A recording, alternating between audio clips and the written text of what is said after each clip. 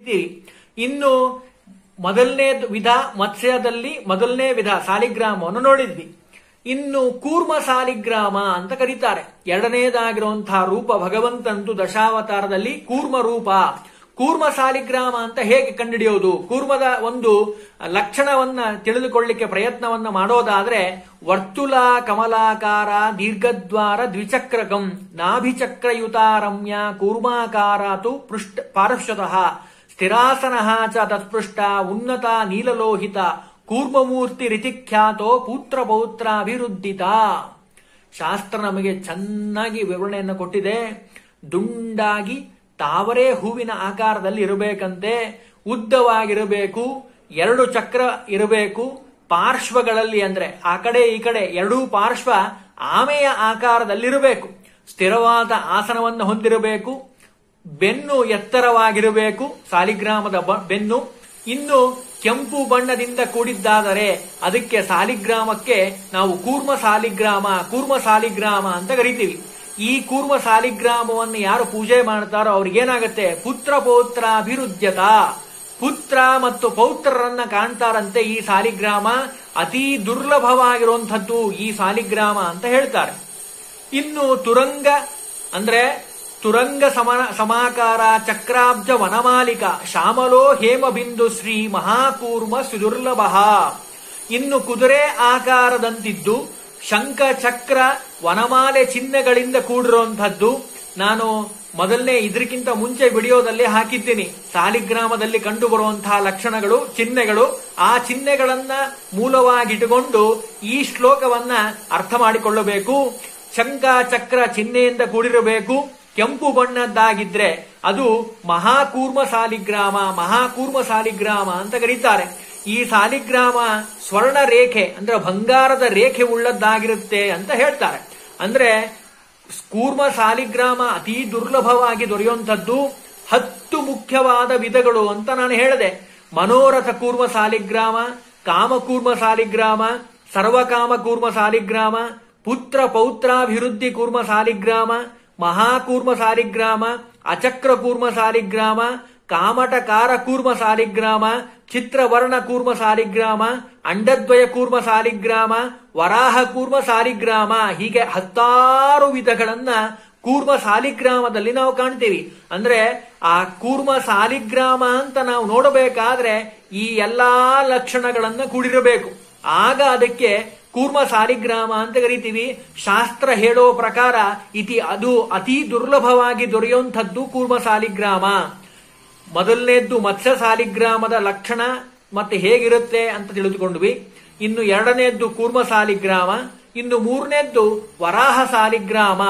ವರಾಹ ಸಾಲಿಗ್ರಾಮ ಹೇಗಿರುತ್ತೆ ಅದರ ಲಕ್ಷಣಗಳನ್ನು ನೋಡಲಿಕ್ಕೆ ಪ್ರಯತ್ನ ಮಾಡೋಣ. ಅಸೀತ ಕುಸುಮ ಪ್ರಖ್ಯಂ ನೀಲೋತ್ಪಲ ನಿಭಂ ತುವ ದೀರ್ಘಾಕಾರಂ ತಥಾ ದೀರ್ಘದ್ವಾರಯುಕ್ತಂ ಸುಚಕ್ರಕಂ.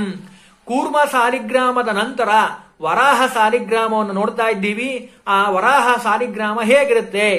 ಕನ್ನೈದೆಲೆ ಅಥವಾ ಅಗಸೆ ಪುಷ್ಪ ಅಂತ ಒಂದು ಹೂ ಉಂಟು, ಆ ಬಣ್ಣದ್ದಾಗಿರುತ್ತಂತೆ. ಉದ್ದವಾದ ಆಕಾರ, ಉದ್ದವಾದ ಚಕ್ರ, ಎತ್ತರವಾಗಿರುವಂತಹ ಬೆನ್ನು, 2 ಪಾರ್ಶ್ವದಲ್ಲಿ ಚಕ್ರದಿಂದ ಕೂಡಿರುವಂಥದ್ದು, ಚಿನ್ನದ ರೇಖೆ ಬಂಗಾರದ ರೇಖೆ ಉಳ್ಳಂಥದ್ದು, ವರಾಹ ಆಕಾರದಲ್ಲಿರುವಂಥದ್ದು. ಅದು ವರಾಹ ಮೂರ್ತಿ ಅಥವಾ ವರಾಹ ಸಾಲಿಗ್ರಾಮ ಅಂತ ಕರೀತಾರೆ. ಈ ವರಾಹ ಮೂರ್ತಿಯನ್ನ ಯಾರು ಪೂಜೆ ಮಾಡ್ತಾರೋ ಅವ್ರಿಗೇನ್ ಫಲ ಅಂತ ಕೇಳಿದ್ರೆ, ವರಾಹ ಮೂರ್ತಿ ರಿತ್ಯುಕ್ತಂ ರಾಜ್ಯಲಕ್ಷ್ಮಿ ಪ್ರದಂ ನೃಣಾಂ. ರಾಜ್ಯ ಪ್ರಾಪ್ತಿಯಾಗತ್ತಂತೆ ವರಾಹ ಸಾಲಿಗ್ರಾಮವನ್ನ ಪೂಜೆ ಮಾಡೋದರಿಂದ. ಇನ್ನು ಎರಡನೇದಾಗಿ ಲಕ್ಷ್ಮೀ ವರಾಹ ಅಂತ ವಿಧ ಉಂಟು ವರಾಹ ಸಾಲಿಗ್ರಾಮದಲ್ಲೇ. ಅದು ಹೇಗಿರುತ್ತೆ ಅಂತ ಕೇಳಿದ್ರೆ, ವಿಷಮಾ ಚಕ್ರ ಅಂದ್ರೆ ಬೆಸ ಸಂಖ್ಯೆಯಲ್ಲಿ ಚಕ್ರವನ್ನು ಹೊಂದಿರುತ್ತೆ.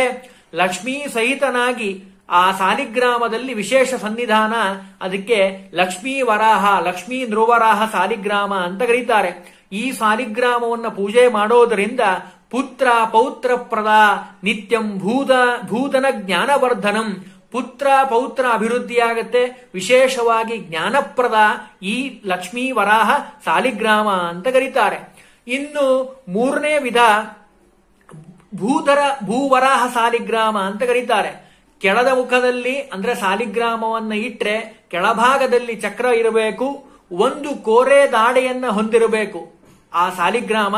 ಇನ್ನು ಬೆನ್ನಿನ ಭಾಗದಲ್ಲಿ ಎತ್ತರವಾಗಿರಬೇಕು. ಅಂಕುಶದಂತಹ ಚಿಹ್ನೆ ಆ ಸಾಲಿಗ್ರಾಮದಲ್ಲಿ ಇದ್ರೆ ಅಂಕುಶಾಕಾರ ವದನಂ ಭೂವರಾಹಂ ಶುಭಪ್ರದಂ. ಈ ಸಾಲಿಗ್ರಾಮಕ್ಕೆ ನಾವೇನ್ ಕರಿತೀವಿ? ಭೂವರಾಹ ಸಾಲಿಗ್ರಾಮ ಅಂತ ಕರಿತೀವಿ. ಇನ್ನು ಸಾಲಿಗ್ರಾಮದಲ್ಲಿ ಅಂದ್ರೆ ವರಾಹ ಸಾಲಿಗ್ರಾಮದಲ್ಲಿ ಇನ್ನೂ ಒಂದು ವಿಧ ಉಂಟು. ಆ ಸಾಲಿಗ್ರಾಮವನ್ನ ಪೂಜೆ ಮಾಡೋದ್ರಿಂದ ಈ ಸಾಲಿಗ್ರಾಮವನ್ನ ಅವನಿಗೇನಾಗತ್ತೆ ಅಂತ ಕೇಳಿದ್ರೆ ಧರಣೀಪ್ರದಂ, ಭೂಮಿಯ ಒಂದು ವಿಶೇಷವಾದ ಸುಖ ಪ್ರಾಪ್ತಿ ಆ ವ್ಯಕ್ತಿಗೆ ಆಗತ್ತೆ ಈ ಸಾಲಿಗ್ರಾಮವನ್ನು ಪೂಜೆ ಮಾಡೋದರಿಂದ. ಇನ್ನು ವನಮಾಲಾಯುತಂ ರಮ್ಯಂ ವರಾಹಂ ಬಹುಭಾಗ್ಯದಂ.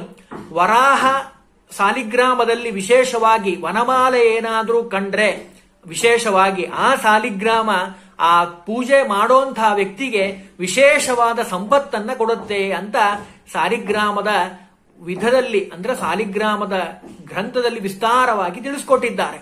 ಇನ್ನು ಲಕ್ಷ್ಮೀ ವರಾಹ ಮೂರ್ತಿ ಅಂತ ಉಂಟು. ಅದು ಹೇಗಿರುತ್ತೆ ಅಂತ ಕೇಳಿದ್ರೆ ಉದ್ದವಾದ ದ್ವಾರ ಇರುತ್ತೆ ಮತ್ತು ದ್ವಾರದಲ್ಲಿ 2 ಚಕ್ರಗಳಿಂದ ಕೂಡಿರುತ್ತೆ.